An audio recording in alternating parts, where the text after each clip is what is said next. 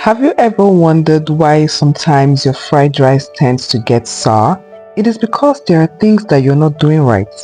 In this video, I will show you all the things that you need to know to get your fried rice turning out great every time.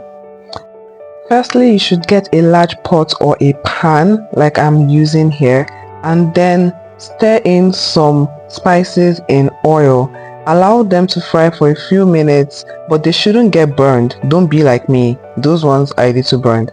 Now you would stir in your washed and drained rice. You don't want any water going into that rice. Mix it very well and let it fry. You want to let it fry. You want to hear the grains of your rice toasting. It is fried rice for a reason, okay? Let it fry until it picks up the color of the spices, and then if you have stock, you can go ahead to pour it in. If you do not have stock, that is okay.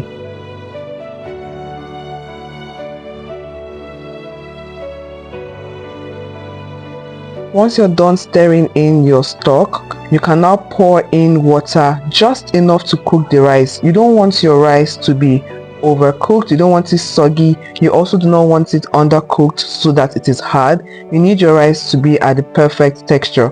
Cover it, let it cook.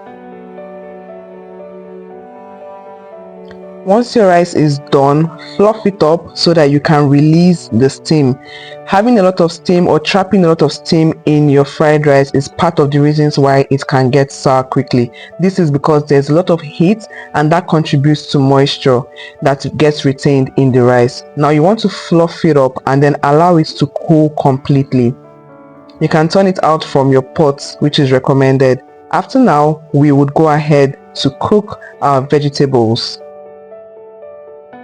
These are the vegetables and protein pieces that we're going to be using today. I have also mixed all of my seasoning together in that container to make it easier. Back to my pot that I have emptied out, I added some more oil and sauteed onions.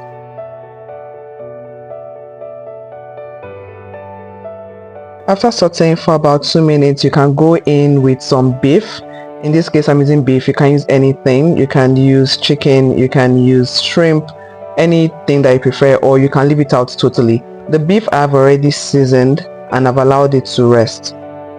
Next, I added in liver. The liver has already been boiled and cut to pieces. And then I added fresh peppers and mixed everything together.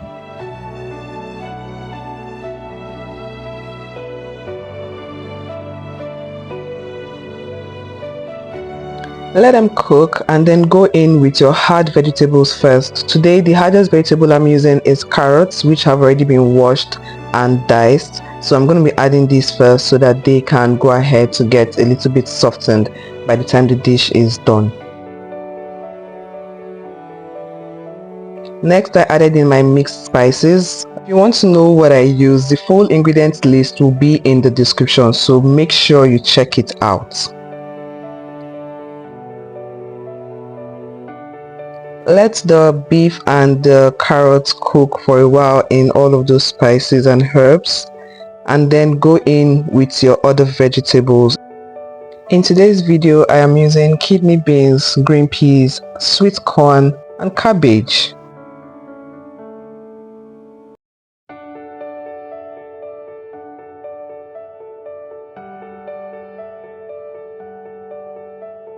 Mix everything well to combine and let it steam for a minute or two before we go in with our rice. Now, another thing to make it easier for you, especially if you're making a large batch, is to mix in the rice in batches. One way is to do what I'm doing here, add the rice in maybe 2 spoonfuls or thereabout, or you can split your vegetable sauce into, you can separate it into containers and then mix everything in batches, so you have some quantity of rice going into some quantity of vegetable, and then you do that till you have cycled out of your rice. So this makes it easier for you to mix in, because sometimes it can be a lot of arm workout for you to get all your rice evenly distributed and your veggies also evenly distributed. At this stage of mixing everything in together, it's also important that you crank up the heat so that your rice also continues to toast. This is important because whatever moisture you have there quickly disappears and then your rice can stay for much longer.